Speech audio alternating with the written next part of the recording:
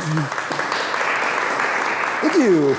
One of the things, before I actually get started, one of the things I was kind of reflecting on the most impact I can have with a presentation like this. And, you know, me being an expert in the field, one of the things I got to admit us scientists probably could do a better job at, partially that we don't have time, but communicating our knowledge to the public so that we can use it. Because again, there's field guides, I try to do those out there, but there's always that kind of the bridge of how do I, and so really kind of a philosophical conclusion I've come to over the years is sort of, as a naturalist, I'm often disappointed that more people don't appreciate some of these things in nature and appreciate the diversity.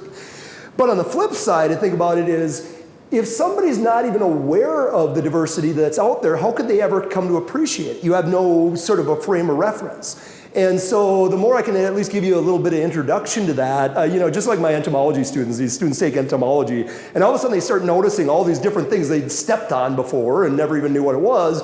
And now it's like, oh, now I know what that is. And they start noticing it all over the place. And so really that was kind of one of my goals, is to kind of just get you to appreciate, and another question I've been asked is sort of well, could you teach, say, an undergraduate student to do some of the butterfly surveys for rare species you do? My answer has pretty much, unfortunately, been no, because it takes so many years to get to that level where you can identify some of these things as species. Like monarchs are easy, but most butterflies are not that easy, and so that's one of the things I'll talk about.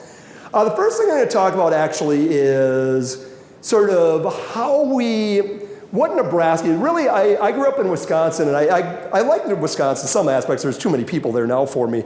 But I kind of, even as an undergrad, I was really interested in Nebraska and even moving here to research. Part of it is tiger beetle diversity, but really we have very high diversity of a lot of different organisms. As these two maps show, they're kind of hard to see, is because we're really at a crossroads for a couple different things. This top map is showing what we call ecoregions. So these are an artifact of climate, soil type, bedrock geology, predominant plant composition. And so we sit right at the transition between the northern Great Plains, the southern Great Plains, the Nebraska Sandhills, the eastern tallgrass prairies. So we really are at a mix of number of things. Precipitation, a lot of you know that, you know, eastern Nebraska is totally different from western Nebraska. We average what, Lucinda might know better than me, maybe a third as much rain as the eastern edge of along the Missouri River when you combine rain and snow. Yeah, and they average like, well, about double, so they average about 34, 35, I think. So that makes a huge difference in the plants. And when you study insects, one of the problems you have is you kind of have to know your plants, because, you know, insects and plants are very closely intertwined in a lot of cases. So especially studying butterflies, because larval stages all pretty much feed on plants of some sort, and a lot of them are rather specific. A lot of you might not have realized this, that we have actually over 200 butterfly species known from Nebraska. Now, some of them are just strays, just like birds. Nobody's quantified moths. I've talked to a guy who's actually quantifying one particular group. If I was to rough estimate how many moth species probably live in Nebraska, I'd estimate well over 1,000. A lot of them are small little things. Even grasshoppers. We have over 100 different species in the state. I think I'm up to about 109 now. One of them has been extinct for almost a century. And of those, really only a dozen are of any economic importance. So there are a lot of them out there most people would never even notice that are kind of specialized. So really Nebraska sits at just this interesting location. Colorado is about the next most similar state as far as diversity. In fact, for a couple insect groups, Nebraska and Colorado have higher diversity than New Mexico or even Arizona, or in some cases even Texas, just because we have this northern element, southern element, eastern, western elements all coming together. We have a lot of rare butterflies in the state. In fact, one of the things I'll talk about at the end is, unfortunately, how little we know, because we have so few specialists out there that even keep tabs on this. I'm like the only person that covers the western two-thirds of Nebraska in this regard nowadays. So yeah, I'm kind of limited there. Actually, this is kind of new. We didn't, until I came along, there were no grasshoppers that we really paid attention to until I kind of made some discoveries and discovered some new ones in the state and now I've kind of figured out what they're associated with. And so one of the things we do, now this will be kind of, I think, useful for some of you to know. If you wonder how Nebraska Game and Parks and U.S. Fish and Wildlife does a lot of their management, is there's actually what's called there's the national level of the natural heritage ranking system, and then Nebraska has its own sub-level of this. And so at the federal level, and really the global level, is each species has a G ranking of G1 up to G5. and, well, G3. G3 is kind of basically bad news. It means it's global vulnerable. Usually most G3s, and I think it goes all the way up to, if I remember again, G5, would typically be, well, G1, so G3, that's right, G3, G5 means common, widespread. G4, G3 is the rank where we start to say they might be in some problems. G2s and G1s, these are more often than not usually federally protected. So things like piping plover bird, least terns, things like that. Because all across the range, Nebraska's like the last stronghold for a couple of those birds. The state rankings are somewhat independent, where it's just based on their occurrence in Nebraska. And I'll talk about this in a moment another way, because something might be rare in Nebraska, but still secured at the global level. Now, if they only occur in Nebraska, obviously then they'd also be rare at the global level as well. And we'll actually get into a phenomenon called tier 1s and tier 2s in a moment as well.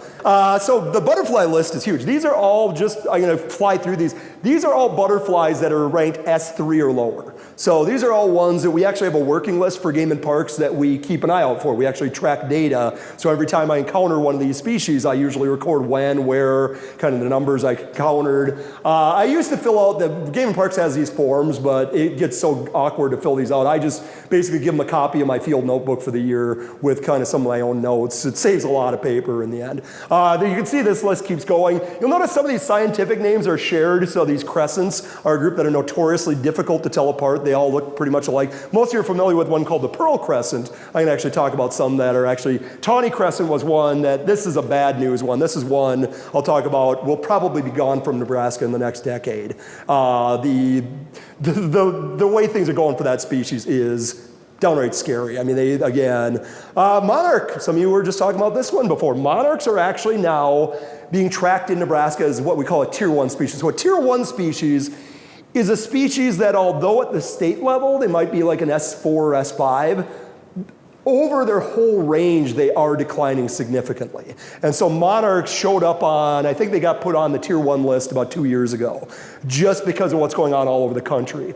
Some of these other ones, again, I'll make sure I know how to kill this properly. I was trying to think of some of the other ones on here. Again, you can see there's just a big list. I'm gonna focus on just a few of these. Some of these S1s I'll talk about how some of these have only been caught in the state once or twice. Like I said, I'm only going to cover some of the ones that are of most importance that we know a lot about. A lot of those S1s you see are only known from 1 or 2 records in Nebraska. Maybe somebody collected one in the 1980s, nobody's seen one since. So are they breeding in the state? It's a tough call. I'm going to focus on the ones that we know are breeding, at least have historically been breeding in the state. So again, those we kind of are going to ignore. Other things is just, we don't know that much because there aren't many of us. If I was to say how many of us over the last 20 years have been in regular communication with the Nebraska Game and Parks about these rare species, it's really just been myself, Steve Spomer at UNL, Neil Dankert, I think he still lives, he used to live in Kearney, he's more of a hobbyist, and then Hal Nagel when he used to teach at Kearney. And we're pretty much it. I'm the only one that's less than 55 years old, and there's nobody really younger than me that's really in any position to kind of do this stuff because it takes so many years to develop these skills. Part of the reason I can do this is when I was an undergrad, I was kind of lucky actually. I actually worked as an assistant field biologist for the Wisconsin Department of Endangered Resources because I was already recognized as an expert there, so I got a lot of field experience with a lot of these. So really, and then just in general, this is just a kind of trend we're seeing in science, is we're in an age where there's a lot more molecular biology, and so fewer people are just being trained in organisms. So not many people even know what anything is anymore. And so, from a conservation standpoint, this troubles me because, how do we even know if something's disappearing if nobody's not paying attention and suddenly all of a sudden, wow, it's gone. Even grasshoppers. Again, I got, 4 of these aren't listed, but about 3 years ago, I actually got Trimeratropus saxatilis and Melanoplus punctulatus put on the state list. Saxatilis actually was by default because when we researched it, we realized it was already globally being ranked anyway, so it fell onto our tier 1 list. Punctulatus, some of you might know this story because this was a species from eastern US that I actually discovered way out here by Chadron, middle of nowhere. It was like a 400-mile range extension. And it's a really cool grasshopper. It's a strange one. It's not really, well, it's a grasshopper by name. It lives in trees. It's a pretty weird one. Like I said, grasshoppers, we don't really know much because the emphasis historically on grasshoppers has always been about economic and range damage. So we know the range species. You know, during my PhD, I think I discovered 7 new species in the state that hadn't been recorded in the state. Had they been here the whole time? I'm sure they are, but I was going into habitats nobody looked at. Salt marshes, you know, bare granite ledges, places that you just wouldn't sample in range. And I found a number of unique things. The problem with grasshoppers is the stigma. It was very hard to convince game and parks to even want to put any on the working list because they said, well, this isn't going to be well liked in the public because heck, if anybody in the public wants to protect a grasshopper because they're sort of all bad as some people look at them. And of course they aren't. I mean, they're all different again. I actually am one of 2. The last person to study grasshoppers heavily, unfortunately he just passed away a few years ago. I forget his name now. Was his nice name Lawton, I think. He actually lived in Torrington for a while, but he just focused on rangeland species. So I actually, honestly, I'm starting to actually do USDA identification for 3 states now. I do Nebraska, Kansas, and now I'm going to be doing South Dakota as well. So it goes to show you how few of us there are doing these guys. So that's kind of why we don't know much. The ones I'm going to focus on are some of the more charismatic species. Regal fritillary is one that's garnered a lot of public attention. It's a big showy butterfly. In a lot of ways it rivals the monarch, rather more intricate life cycle.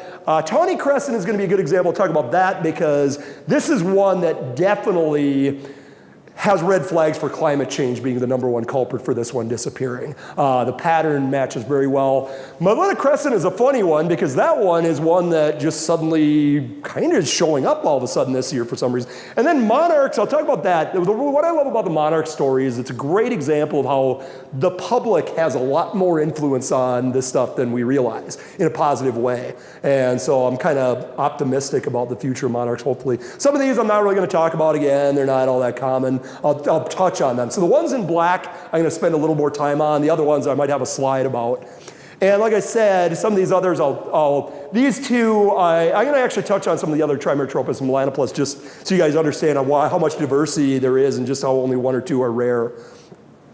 So some of the butterflies, this is a beautiful one. This is a typical species of the Rocky Mountains. These are called Parnassians. They're actually a swallowtail, but they're really primitive. They don't have the tails to them. This one is known, Steve Spomer a number of years ago caught one, if any of you know, north of Harrison, Monroe Canyon. That is kind of, I would say it's kind of the gem of the Panhandle. There's a number of butterflies that have been found nowhere else.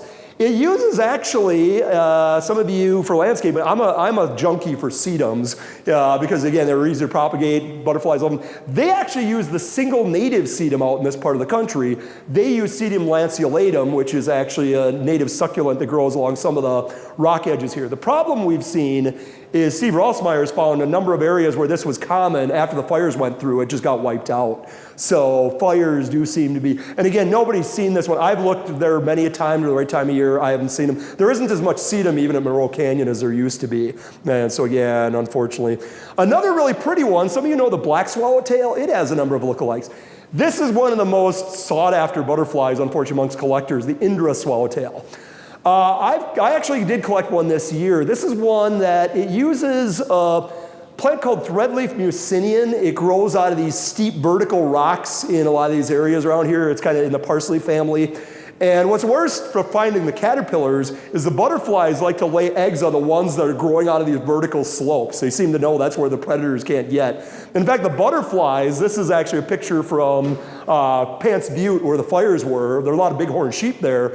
They like to fly right along those vertical edges. And I'm kind of afraid of heights, so, you know, trying to net them, you wait for them to come in. I was trying to photograph one, and I'm like, well, that's about a 40-foot drop right there. So that's where they inhabit. They inhabit these really nasty canyons. They were quite common in Monroe Canyon. They're still there. They had gotten wiped out from Sow Belly and Pants Butte in 2006 from the fires. This year, again, we didn't really look last year. They did show back up at Pants Butte, so we were afraid they got wiped too thin. So they do seem to be recolonizing after the fire, which is good. Yeah. Can you tell me how I could look at that and the black swallow? One, you would never see them. Well, you might see them in the same place in a place like that. You never see them in town. The tail length alone, these got really short tails. In fact, the common name There's another one on the East Coast called the short-tailed swallowtail, but it has, at least our subspecies, there's a lot of subspecies, Caibabensis in the Southwest looks different, but ours has these real stumpy little tails. So that's a dead giveaway on those. And again, there's some other slight marking differences, but yeah, you can see it sure looks a lot like a black swallowtail. I don't think they hybridize. I don't think Steve has tried to hybridize them. He's tried a lot of hybrids. This is one he has hybridized with a couple other fritillaries. The regal fritillary, this is a fascinating animal. I've done surveys the last 3 summers for this species. It's one that's garnered a lot of attention because it's a big showy butterfly. They're almost as big as monarchs. And they were once common in tallgrass prairies all the way to the East Coast. They've been eliminated from pretty much the whole eastern half of the US. They've disappeared just because of loss of prairies. They need big tracts. Their populations fluctuate dramatically from year to year. They're a bear to manage for, actually, because their life cycle is rather interesting.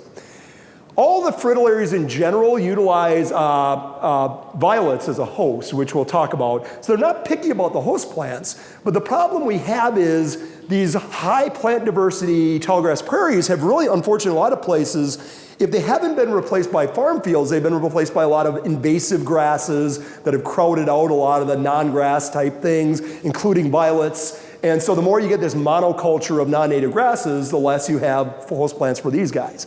I did surveys in Wisconsin when I was an undergraduate at Buena Vista Marsh, which sadly in Wisconsin, it's about 12,500 acres of semi-contiguous grassland. It's not even good quality prairie. And it is by far the largest grassland remaining in the entire state of Wisconsin. Most of the grassland parcels in states like Wisconsin, Michigan are less than 200 acres apiece. And they're often separated by 10 to 50 miles between them. So these butterflies just can't survive in a fragmented environment like that. They can't disperse from one site to another, things like that. They have a bad year, they flicker out from one site and then they can't recolonize. This is actually the historic distribution. You can see they were once known all the way into these prairies of the East Coast. Carter Blue has kind of followed the same pattern. All that on the map on the right, that's from NatureServe. It's a site where they keep track of. All those blue on the right are all states it's been wiped out of completely. You can see it's barely hanging on. I think Pennsylvania is down to like 1 population. Virginia, I don't know if that population is even there anymore. So you can see it's pretty much just holding on in the plains. We're its last stronghold, so to speak. And since it's tall grass prairie, it's actually very limited, mostly in the eastern half of Nebraska. So out here, they're not very common. I'll talk about interesting things about them. So they're just kind of showing the overall pattern, historic, and you can see all these red states are pretty much where it's either completely wiped out or barely hanging on. And well, actually, those are barely hanging on. The white ones up here, you can see it's gone. Nobody has recorded one in probably 15, 20 years. Wisconsin, you can kind of see a similar pattern where, again, a number of counties with the squares where it was recorded. This is actually a site that Mike Reese manages in my home state. It's a butterfly photography and things like that, so he's kind of kept track of these records. And so the colored ones are sort of recent records, which is promising at least, but again, some of those parcels aren't very big. Their reproductive method is really what makes them a real sensitive species. We long didn't know what they did. We used to think they could, because the females actually lay the eggs in fall. They actually fly after Labor Day. They actually go dormant for a while, and they lay their eggs about mid-September.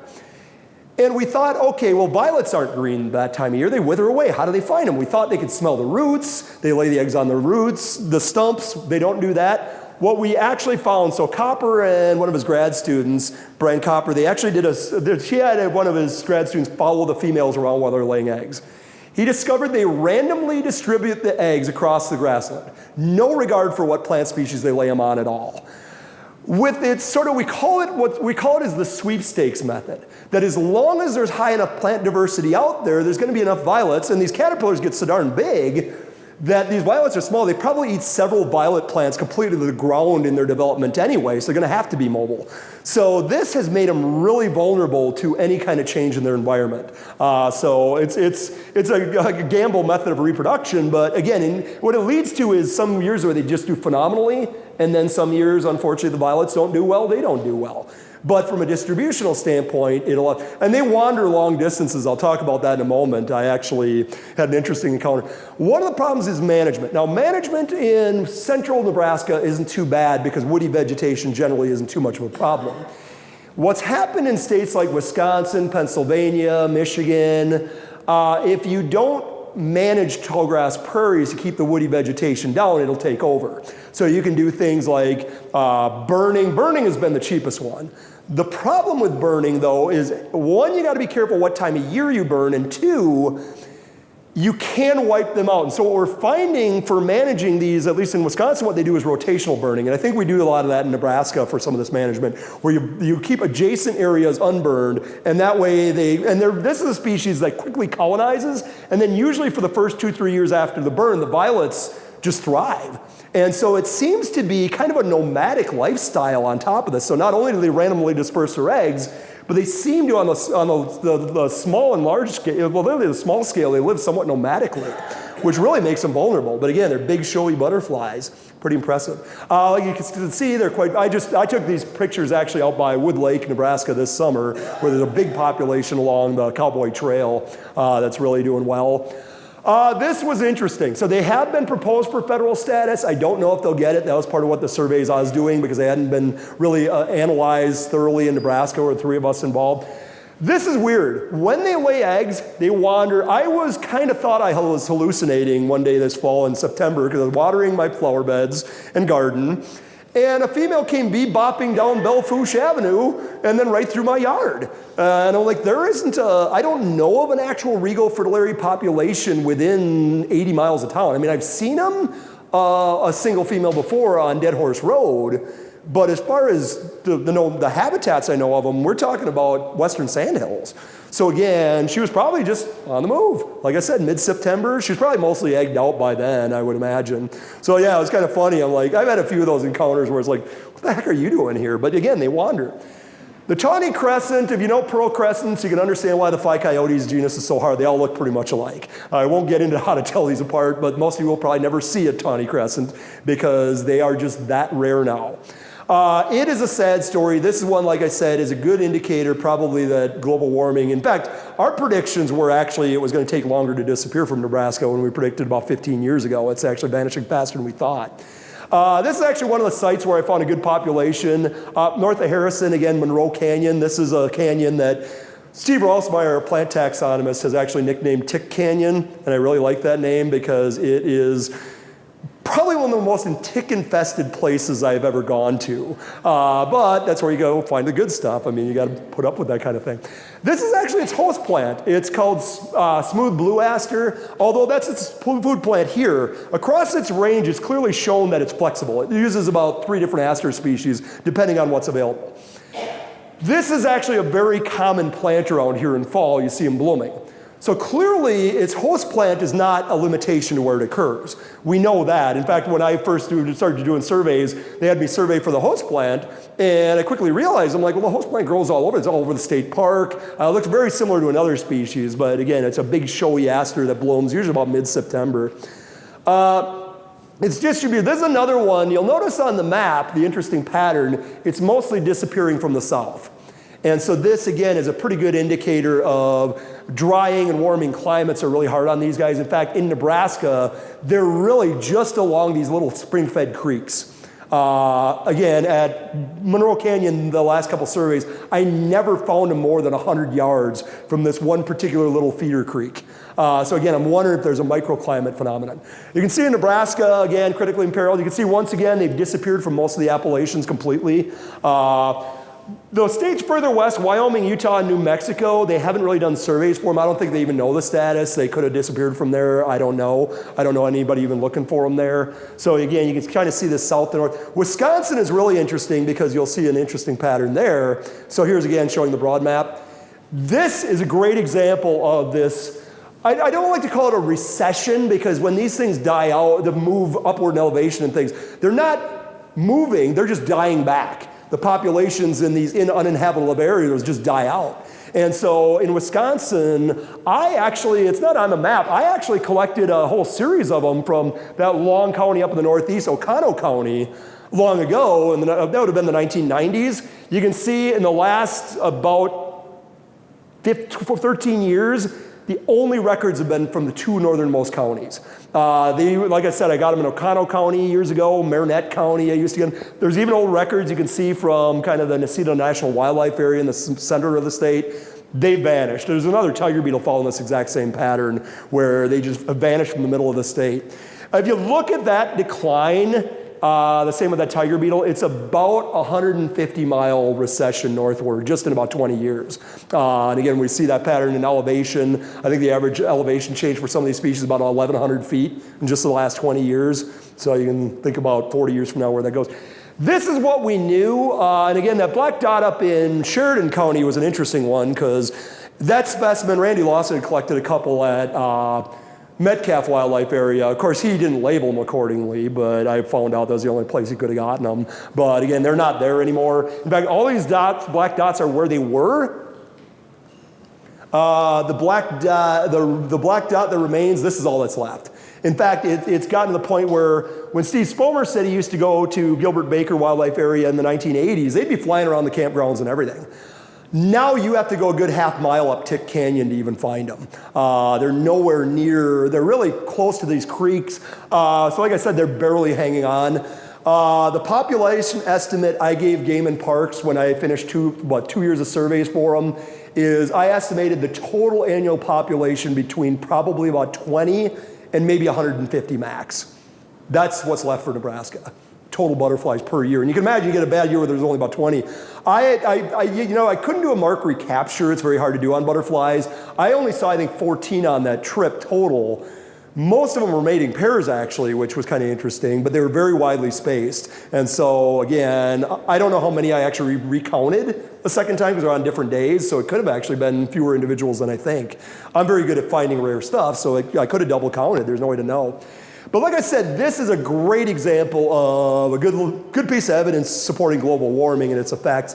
Ironically, we had an experts workshop with Game and Parks about 15 years ago, and between Steve Spomer, Mike Fritz, who used to run the non-game wildlife stuff for Nebraska, and I, we predicted that tawny crescent was the first species was going to go with global warming. Unfortunately, we predicted it probably would hang on till at least 2040. I'm predicting it's probably going to be 10 years sooner than that, but it's going to be gone at current rates. Again, you lose 6 out of 7 populations in a matter of 20 years. One of the other questions is in the Black Hills. Again, they've retreated. Now in Nebraska, I can't find them below 4,800 feet, but I think the only reason I'm finding them that low is because we're on north-facing canyons, cool microclimate. The Black Hills, I have not found them below the elevation of Lead, South Dakota. So they're way up there. They're mostly over 6,000 feet. So again, they used to be a lot lower. It's kind of sad. The other thing is just the fires themselves. They've really wiped them out of these areas. One of the questions I still have is, even after, so the Ash Creek fires still left kind of the broadleaf trees near the creek. But I've often wondered is once you lose that buffer of pine trees, how much does that then influence the humidity and temperatures near the creek? I suspect it acts as a buffer. So one of the questions that's popped up is, were they, because I didn't find them at East Ash Creek, is I didn't survey for them till after 2012, but I had made visits I wasn't paid to do to look for them in previous years, and I never found them. So I actually suspect they might have disappeared even before the fires hit there, just because, again, they got squeezed. And again, I forget who it was, went there in the 1980s, said they were common. He said he saw dozens of them. So again, all these populations are in pretty bad shape. And like I said, it's not a host plant limitation. These were actually pictures I took. I'm kind of good about getting these things to crawl. I think these are more attractive than the pearl crescents. They have more contrasting colors to them. And again, these are male-female pairs. Like I said, a lot of one of. Plus, the nice thing is since these pairs were preoccupied, they were easy to get good pictures of and get them to crawl on my fingers because they didn't want to break apart. This other crescent, Mylita crescent, you can see why these Phycoyote species are so hard to tell apart because they're all about that big. This one is a really weird story. I don't know what happened this year. Every year nowadays has weird butterfly things. We had the outbreak of painted ladies last year. This one was interesting because I was, again, almost in disbelief it was only known from a single specimen, and I forget who got it. Actually, that's right, I got the first record. There was one before that from central Nebraska, must have been a freak. I actually collected 2 at Bull Canyon many years ago. I was with one of our grad students at UNL and Steve, and then none. This year, all of a sudden, they showed up all over the Panhandle. I got one at the state park. I wound up getting 2, I think 3 of them, 4 at Monroe Canyon. These pictures are from my yard. They showed up in my yard of all places right here in town. And yet they've never really been around. Well, what happened? I don't know. They use thistles as a host, so I'm wondering again, with a drier climate, if they're just managing to spread their range periodically. So this is a freak of one that's normally rare here, but again, I don't think they normally breed here. So this is one I just figured I'd throw in as, it's listed as an S1 species, but it's one that I'm ironically not worried about because it's not something, but it's weird how you can get those year-to-year fluctuations. That's a really pretty one. Again, I've had these fly through my town. This is kind of a grassland inhabitant. This one is, again, we listed it as S3. I'm thinking we might, in the upcoming years, take it off the state list because it actually seems to be increasing its range. So again, not all these species are decreasing. So this is one that's been historically considered rare, but it actually seems to be becoming more common. Part of the argument is I've heard talk that it appears to be able to use some of the non-native European grasses as a larval host, which we have a lot of them taking over, so it may actually be adapting to invasive species, which works to its benefit. I promised monarch. This is, again, the butterfly I took for granted as a kid because they used to be all over. Now you don't see them much. In fact, the decline had been so bad in recent years that they are being tracked at the federal level. As you can see the map, they use a variety of milkweeds. In fact, the reason they use milkweeds, this whole group, so monarch is like the sole member of the milkweed butterflies that can survive in a temperate climate.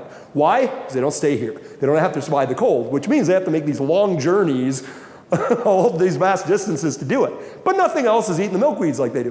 Why milkweeds? Well, there are compounds called cardiac glycosides that the milkweeds produce to keep things from eating them that they actually assimilate into their own tissues to make them toxic to things like birds and mammals.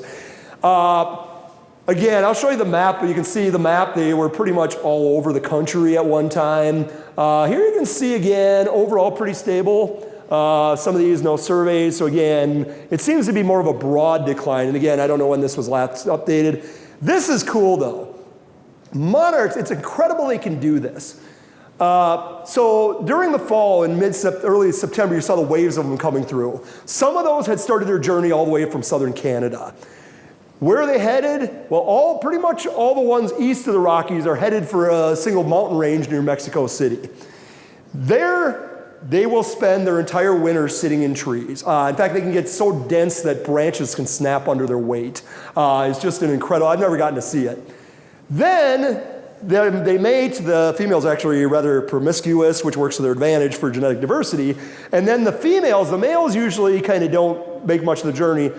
The females won't make it all the way up here. That first generation of females will mostly get into Texas and Oklahoma, lay their eggs, and then their offspring usually show up here about May. And then they have a third generation yet, which manages to punch all the way up to Canada. What's really cool though is that third generation is cool. They're physiologically different from the other ones. The first two generations are built for rapid breeding. The third generation is built for travel. They build up massive fat stores, so they're physically designed for this. So monarchs are really a highly evolved organism that's designed, and you look at the distance this travels. I mean, there's a lot of birds that don't go this far, and yet this lowly little insect is doing it, but they need huge fat stores to pull this off. Here's some pictures of what the trees look like during the winter, just covered in monarchs. Estimates for overall population numbers have gone, just for the eastern North American population, sometimes some have estimated as high as 500 million for the total population, but it's going down, you'll see on this graph.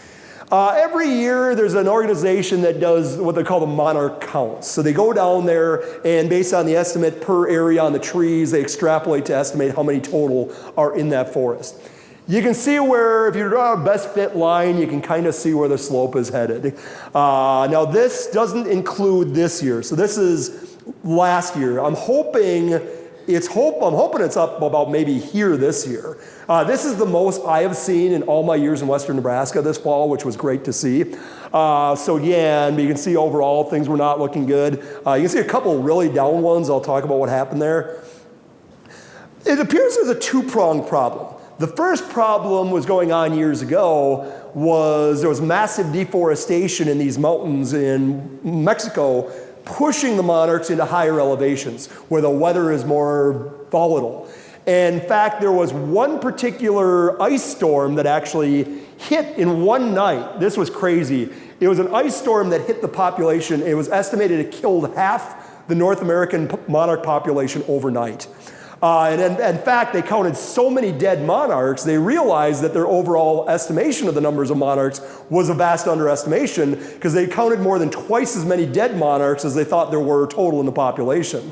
It's estimated that, about 1.5 million. So not a billion, that's right. So it's estimated about, again, was about 3 million then later, but they were only estimating about 700,000 before that. So again, as they get pushed up. Now, the good news is through cooperation with some of these organizations, the deforestation problem in Mexico there has been kept in check. Now the problem has been, like I said, weeds, pesticides, people no longer having the milkweeds.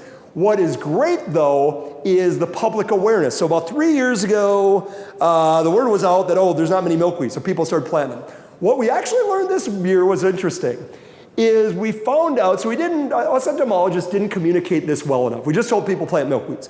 Well, people planted the ones that were more attractive to the adult butterflies, like tropical milkweed and things like that, which unfortunately do not have a high enough concentration of the cardiac glycosides to protect them from predation. So a lot of the caterpillars were eating it but not making it.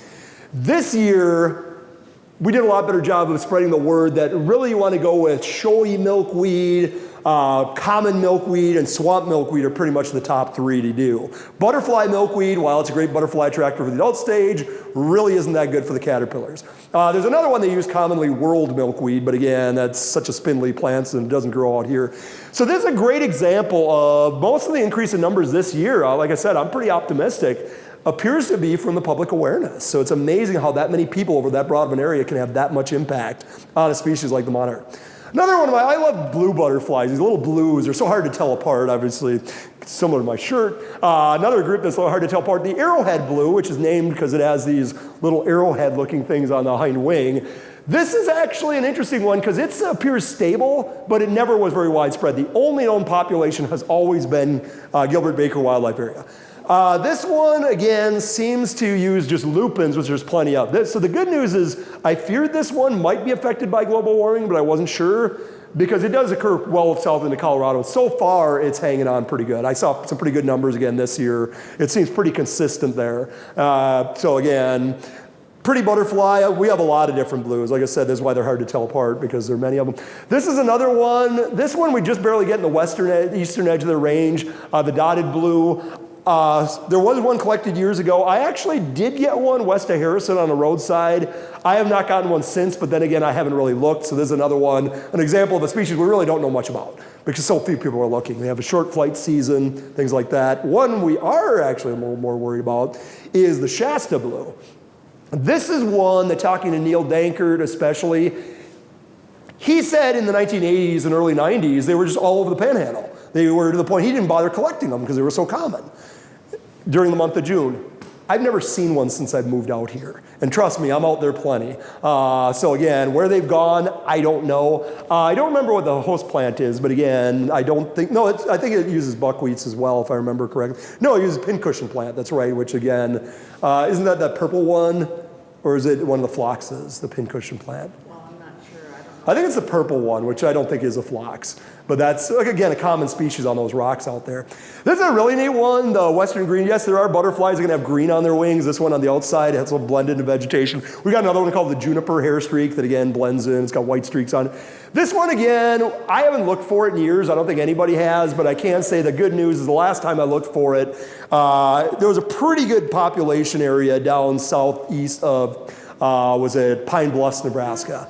So again, it seems to be stable so far, but that's the only area I've ever found it is just this dry, rocky habitat down near the state line west of Kimball. And I think they're probably throughout most of Kimball County. I don't know. I don't think they've been caught in Banner County. Well, they have. And then Morrill counties, again, I haven't looked for them. I'd imagine maybe some of the areas, the breaks near the Platte River. But again, I just haven't looked for them in recent years, and I'm the only one that probably would. But like I said, the last time I looked in Kimball County, there were good enough numbers during the short flight season. They only fly for like 2 weeks. That's another problem we run into with butterflies, is some of these species just aren't on the adult stage long. Striped hairstreak, this is a great example of how things can hide in plain sight and you'd never know it. This was one, when I moved out here, I remember Steve Spomer always telling me, you know, oh, you got to look for a striped hairstreak. And none of those, one day I caught one at Monroe Canyon. He was talking about, oh my gosh, you caught one, they're so rare. Then I discovered how to find them. they're actually a lot more common than you think. These hairstreaks are really territorial. They love to spend most of their time just sitting on leaves, and they will not fly unless they see a competing male, and then they spiral out in the air. So I found the way to find these. I actually found them all over down, down south of town, Spotted Tail Road, Kings Canyon, they're down there. You basically find these choke cherry clumps in about early mid-July, and you whack them with your net handle, and if there's one there, they'll just start flying around, and then sometimes you scare 2 or 3 out of a clump of cherries. But again, they don't fly unless they want to. And so I found this is probably more common than we think. My last surveys, I think I jumped them up from, an S2 to an S3 just by finding them. I think I found them at like 6 new sites in a year. So again, I think it was just a matter of people didn't realize but they don't reveal themselves. They're little guys, they just kind of sit on the leaves. Another one, this is a scary one, a rogo skipper. Another signature, now this one occurs in tall grass and mixed grass prairies. It's similar to another species, the Delaware skipper. Again, the skippers in general, a group, some of you have seen them, they're real fast flying, they buzz around, bright colors, and again, very robust bodies for fast flight, and most of them are all grass feeders of some kind. Now again, some of them specialize. This one's interesting because historically it's occurred across a wide range. It's never real common in Nebraska, but it occurred scattered pretty much all over the state, wherever people looked. In fact, it mostly uses big blue stem, which again is not a particularly rare species in the state. It's a little moist. What is scary is it used to be common enough, I didn't pay much attention. I'd see them around, didn't bother collecting them much because I figured, well, no big deal. I was doing American burying beetle surveys on the east side of Calamus Lake in 2005 as a grad student, and I happened to see a couple of them zipping around where we were going through the traps, and I decided to catch one and keep it. About 10 years ago, I found out talking to Steve that was the last one anybody has caught in the state. In fact, the state funded 2 years of surveys for them, and nobody found them. So they just suddenly vanished for no reason at all. Neil Dankert did get one this year. He didn't tell me where he caught it, but he was really surprised to actually find, but he only found the one. So again, it went from a relatively common, not common, but borderline, definitely more than uncommon. You'll see on the next map how it really has a very widespread distribution. You can see scattered all over the plains. Right now, the only areas I'm hearing they're doing well, they're still doing okay in some of these grasslands in Florida, Texas and Oklahoma, but the northern parts of the range, they seem to be disappearing. And again, I don't know if it's non-native grass encroachment or things like that. It's hard to know, but a lot of the sites where they were, it doesn't look like it's changed. Then the Calamus Reservoir area, most of that's still native prairie, so I don't know what's happened to these guys. That's kind of the disturbing part I always find as a scientist is when we don't know. You can see the red. We're still not ranked, but I actually just officially changed that 2 years ago. They just did an update on the Nature Serve. I got it, actually Steve and I both pushed, I think we might up it all the way to an S2 right away, just because it's been, one specimen in the last 15 years, and that's despite, again, funded surveys for it. Taxile skipper, this is one that actually you can see at the state park in pretty good numbers. It's kind of a hallmark species. It's probably about the rarest butterfly there that breeds there. It is known from the northern tier counties. In recent years, I've only been finding it in Dawes and Sioux counties. And it's kind of a signature species of these little riverine woodlands. So the campground trail at the state park is a great place to see these guys zipping around. Really fast flyers. They really like these, again, wooded areas along creeks. It's interesting that for a while there, they kind of disappeared from Chadron State Park. At least they got real rare, but they kind of bounced back this year. One of the thoughts is some of the fires, especially in the Niobrara Valley, have kind of wiping them out. This was interesting. Now, I made some observations. Nobody had recorded which host plants they feed, but I had observed a female actually lay an egg on the genus Elemus called ryegrass, and I thought that was their sole host. Well, Steve Spomer came out here from Lincoln, and he actually caught a couple females and got eggs. He actually got them to eat and reared them to adulthood on like 6 different grass species, including smooth brome. So they are able to adapt, because I thought, because if any of you watched what happened at the state park after the fire, smooth brome just kind of took over.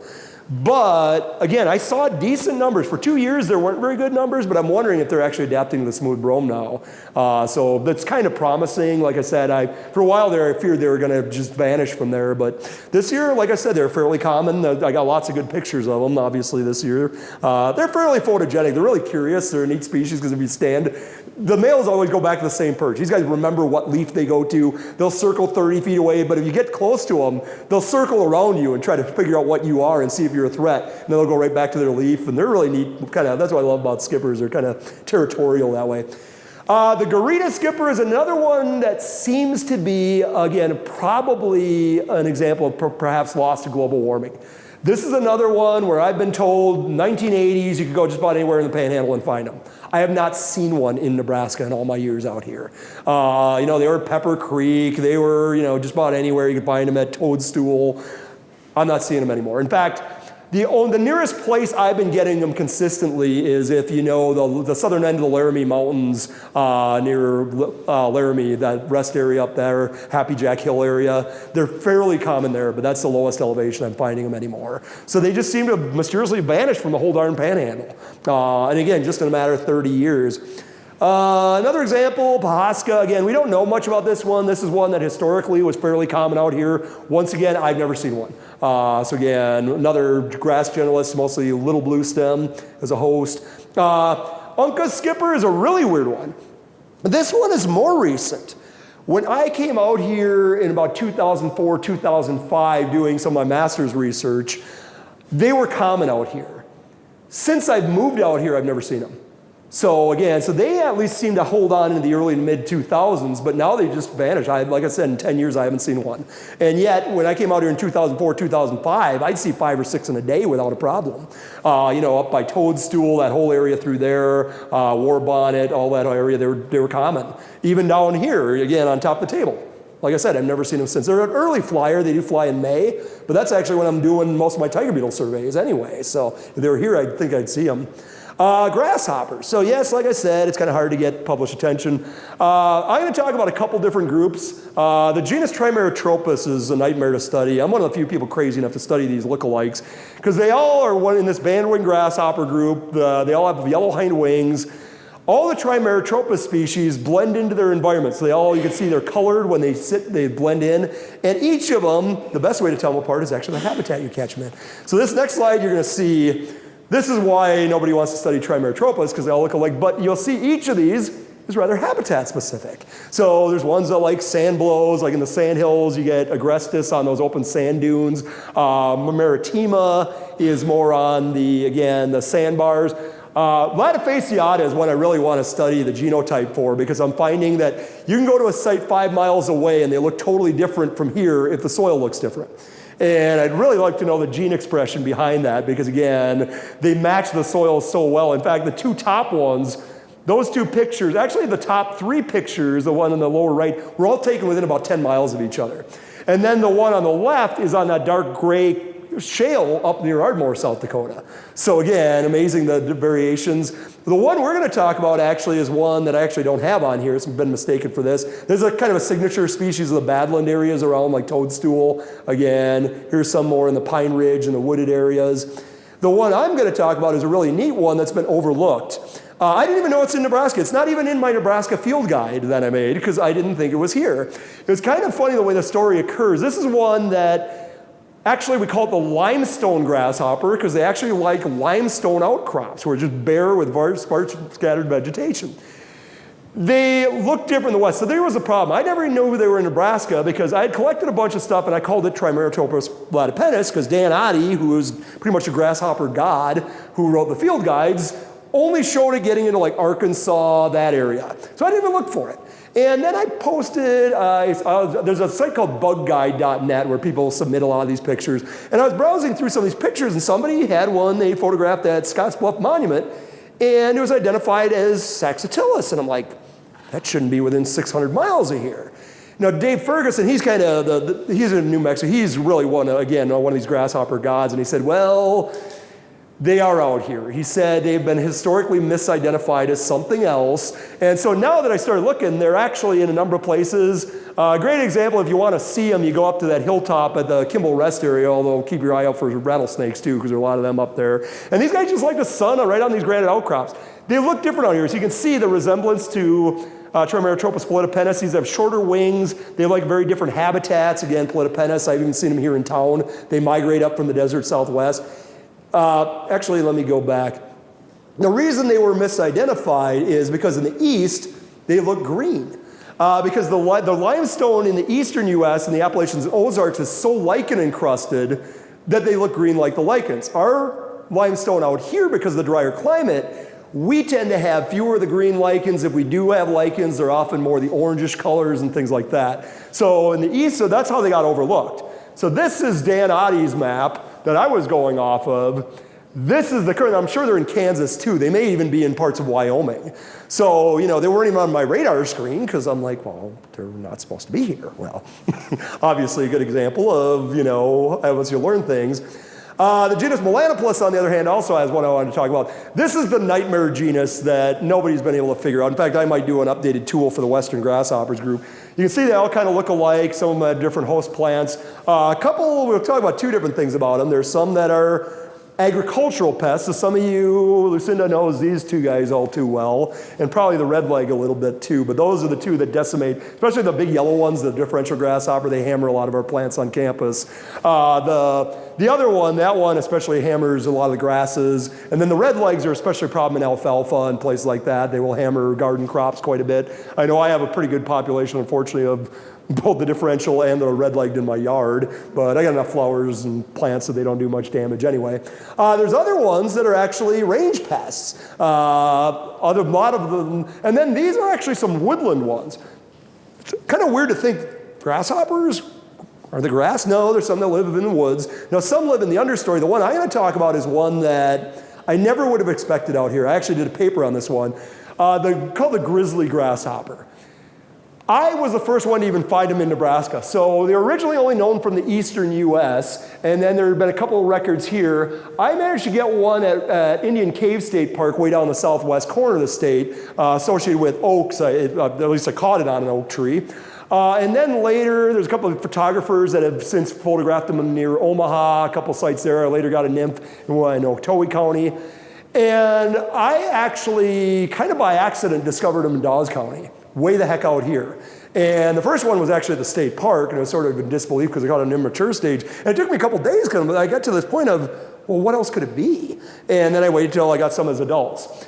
They are an interesting grasshopper. You'll see, this is how they evade detection. They live in trees, and they are colored like the tree bog. Yes, there is one in that top picture.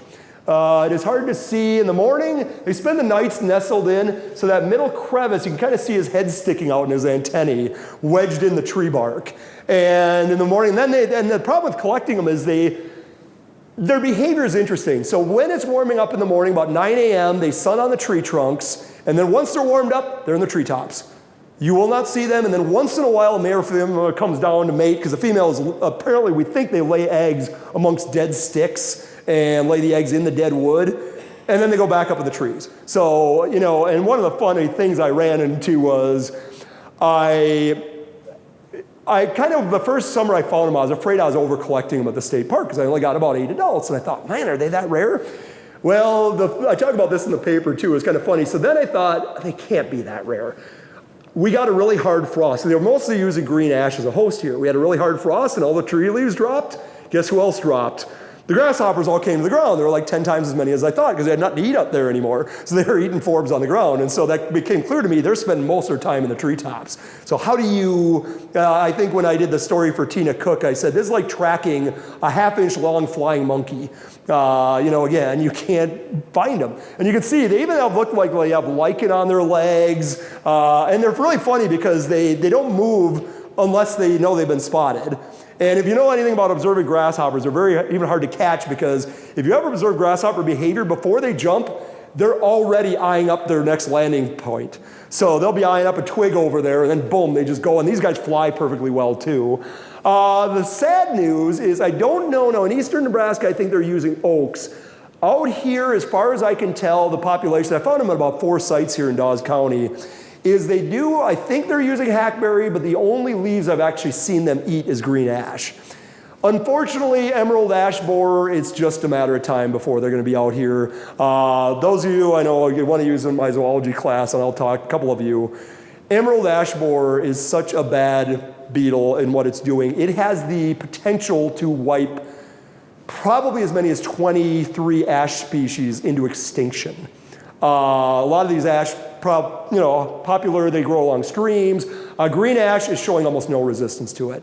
In Wisconsin, I went back home, and some of these subdivisions, it's all dead. Entire wetlands used to be ash swamps. There are no ash trees left.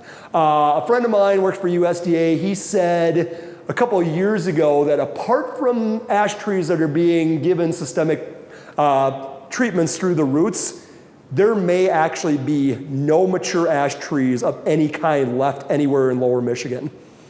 And there were several species native there. So unfortunately, I don't know what this bodes for this guy. Of course, there's other species associated with ash trees too. So kind of interesting there. These are my references. Again, I didn't need a lot of them. I had a few of them here. And I guess you guys probably have some questions. I know a few of them had them. Yeah, I hate to be a lot of doom and gloom, but when you track this, it's just, the ones that disturb me most is the ones where we don't even know why they're declining. And like I said, that last grasshopper, I think the more we look, they're probably scattered all over the state. It's just how do you find an organism you can only look for like 2 hours of the day? And they're only adults for like 2 months of the year. So, no questions? I know you had one, Bruce. Red butterflies are in the canyons in the front ridge, and they're associated with the streets. At least, yeah, some of them. The way they've been regulating the roads in the 70s, number one pollution problem in all roads and degradation in Nebraska, the road segment. Yep. And that could be a big issue. In fact, it even goes back further. One of the things, I forget his name, was it Shoemaker? Somebody did a lot of the butterfly collecting out here in the early 1900s. And he talked about, he was collecting Monroe Canyon before they even put the road through there. And he said just putting the road in, really hit a lot of butterflies that were common before that, declined real suddenly. So it's interesting when you even put a road in, the influence on, again, like you said, the runoff, all those things. So the water quality goes down tremendously because you lose all the microinvertebrates all along the way. Now in this case, I don't think the water quality is affected. What I suspect the reason Tawny Crescent is there is I think there's a microclimate phenomenon since that's so cold water. So a good example of this, I often go moth collecting at the state park during the winter. Not the winter, obviously, at night during the summer. And I'll walk that campground trail. It's amazing on a calm summer night. You can park by those tennis courts.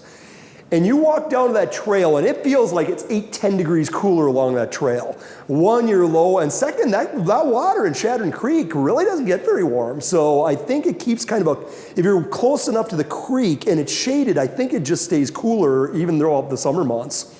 So between the trees and that's my suspicion why they're along the creek, I think, is that cool temperature and high humidity that just proximity to that creek creates. That they don't suffer the extremes, because again, 2012, if any of you, I tracked the weather. I've got graphs on all the weather from the airport, and 2012 was downright scary. I mean, it was a more hospitable climate in Phoenix, Arizona in the summer of 2012. They were a few degrees warmer than us, but they got twice as much rain as we did. So in the summer months, so kind of interesting. So again, you think about a species like Tawny Crescent then trying to survive in a place like Monroe Creek where, you get strings of I think the longest string of consecutive 100-degree day plus in 2012, I'm not mistaken, was like 11 consecutive. Yeah, and again, the humidities were way down there. And so an organism that's adapted to kind of a boreal environment, that's not conducive.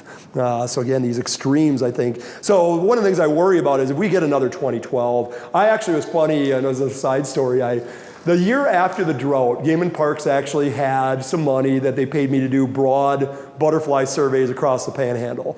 And I remember telling Mike Fritz, I'm like, of all years to get money for me to do butterfly surveys, is the worst possible year because a number of butterfly species for the next 2 years were just decimated. Even those yellow sulfurs that are kind of a weed, they weren't even common in 2013. I mean, they were around, but, you know, it just, that drought knocked some, because, you know, if you think about like things like beetles and things that go on the ground, they fared better. Butterflies and moths can't go underground. They have nowhere to go. They just die, desiccation, things like that. And so, in fact, an interesting thing I've found with rangeland grasshoppers during droughts, I've actually found interesting correlations between how various rangeland grasshopper populations do based on the preferred host plants they eat and how well those host plants do that year.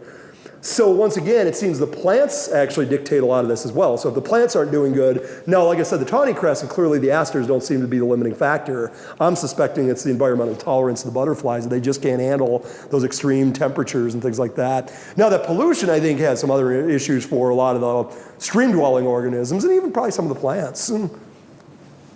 Could you talk a little bit about overwintering, where the populations that are here stay? Yeah, there's so much variation. So for instance, the regal fritillary is actually a great example of that. They actually overwinter as a little caterpillar. So like I said, they lay the eggs in September, and then the larvae basically eat the eggshell, and then they take a little bit of dead leaf and they make a little rolly thing at the base of the plant, sheltered, and they spend the entire winter right there. Other ones overwinter as a pupa. There's some, not many, that overwinter as eggs. I think most of them overwinter, well, a chrysalis stage, so most of those blues and stuff like that. But the fritillaries are an interesting one. There's even a group that I didn't mention any of. There's a group called anglewings, so things like the comma, the mourning cloaks. Those actually spend the winter as a full-grown butterfly. Those sometimes. Yep, they're like the first thing after it warms up. People have put out butterfly houses for them. I don't know how much they use them because they really need more. They actually, what they tend to do is they nestle under the dead leaves where, again, there's a little bit of heat of decay and things like that, and they just freeze over the winter. Then when they thaw out, they just become active again. In fact, talk about hardy butterflies, if you look at actually some of the highest diversity of anglewing butterflies, it's way up in Canada. That, you know, they spend the whole winter just buried under the litter, and as soon as it warms up. so it really depends on the species. They all will have different methods. But the blues? The blues mostly as a chrysalis. The monarch, like I said, they just don't even stick around here. Right. Painted ladies actually don't stick around here either. They can't survive our winters. And so what we saw last year was just this massive southward migration that I couldn't believe the numbers. I mean, like I said, I had, with all the flowers in my yard, between butterfly bushes and sedums, there were times I bet you I had 300 to 400 in my yard at a time. It was just a storm, literally. It even was showing up on Doppler radar out of the Denver area, that there were that many of them. But again, now this year, boom, everything must crash. I only saw maybe, well, I did see a fair number migrating through. I think I saw about a dozen later in the year, but so there weren't that many. But it wouldn't hurt to have a few stick piles and leaf piles and things. No, really, that's one of the things, again, forest management, I think we overlook that, you know, and that's, I think, the hardest part about science is we only know what we know, and we manage accordingly, and so we don't understand the dynamics, like I said, managing prairies.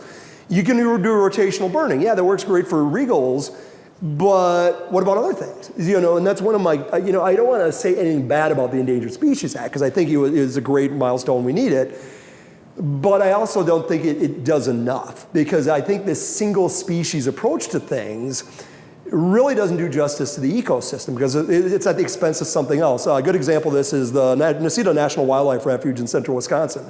Used to be a great site for this northern Barron's tiger beetle, which kind of likes these early successional woodlands, and it's fairly rare in the state. Once they discovered Carner blues there, their endangered butterfly, they started managing it strictly as a prairie savanna mosaic, which is great for regal fritillaries, but it has wiped out a lot of the other things that were there before. So, you know, and so that's one of the problems we have is, and I don't know what the answer is. I don't know how you really have to learn enough about all these organisms. How do you find a holistic approach that maximizes the number of species you benefit? And that just takes a lot of data to figure that out. And so one of the things about the regals, again, out here, fire, it seems to benefit them. Some have argued that a rogo skipper just can't handle fire. And maybe that's why they're disappearing. So while we manage for one, it's hard on another one.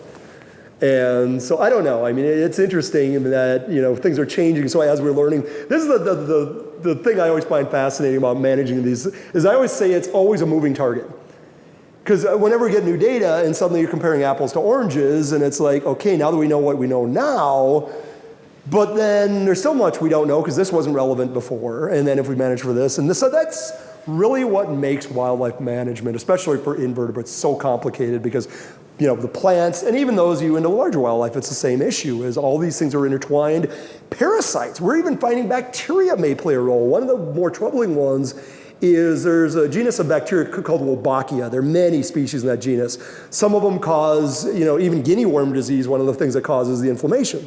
Some of the lepidopterans, butterflies, can get it. And depending on the strain, it can cause feminization or masculinization. So there was a case, I believe it was a butterfly in Japan, where 1 year, it was an endangered species, over 95% of the population was males. That bodes pretty bad for next year's reproduction. And so we don't know how the environment's influencing it. Some of you are aware of chytrid fungus affecting our amphibians. It had long been thought that chytrid was introduced with the African clawed frog to science class and got worldwide that way. Talking to Dennis Ferraro, who's our state herpetologist, he kind of said the evidence now suggests it had been in Nebraska prior, it wasn't very widespread, and that it's more likely that environmental stresses have kind of tipped the scales and made them more vulnerable to it. So it seems it's just this accumulation of stresses in the environment. It's sort of the one too many. I'll give you a fun ecology lesson. One of the theories on ecosystem management is a pretty famous one called passengers and rivets. And so it's the idea of you can take an airplane and rip a rivet out of the wing, no big deal. You rip another wing, pivot a rivet out of the wing. But at a certain point you rip one too many out and the whole plane tears itself apart in midair. And that's what we think some of these ecosystems function like, is there's kind of a relative stability, but if you tip the balance, you all of a sudden get a major shift. And it seems invasive plant species are doing some of this, climate change is probably doing some of this. And so again, there's a lot of support for that idea out there that you just get, just one too many. And so which species disappear? How does that influence another one? Because they're all interrelated. So, but yeah, a little fun ecology lesson there. Would you mind talking a little bit about how these get names? I see everything has a name, but some things don't have a name. Well,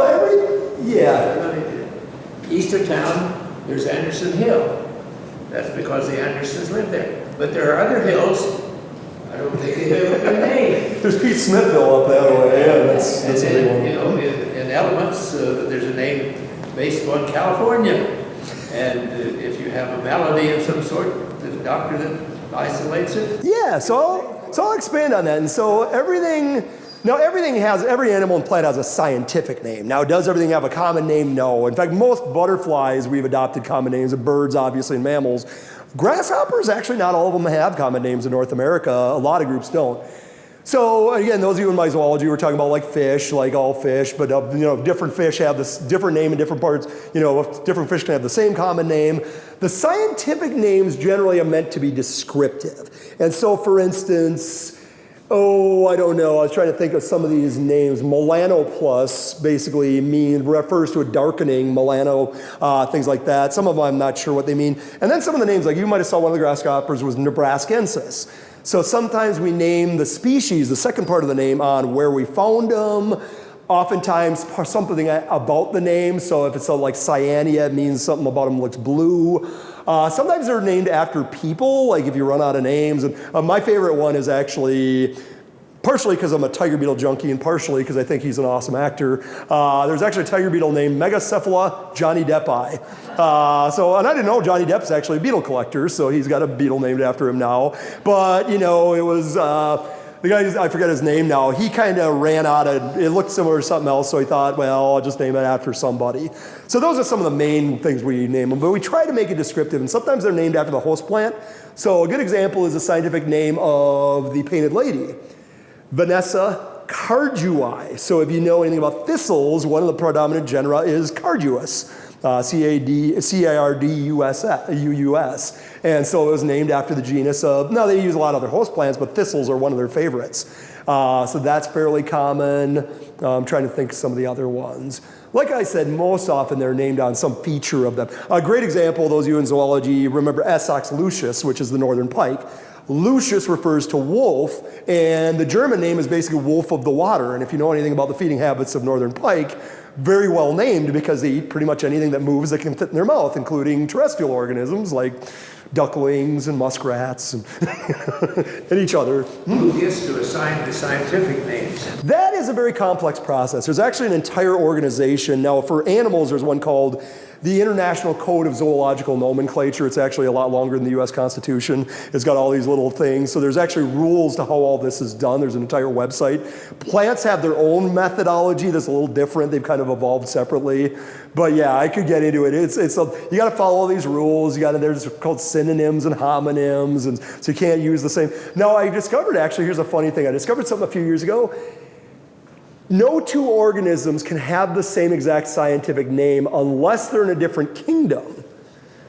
For instance, there's Gomphus clavatus, I believe, or it's one of the Gomphus species. Well, now they split Gomphus, but there's a Gomphus, I forget the species name, that's a dragonfly, and another one's a fungus.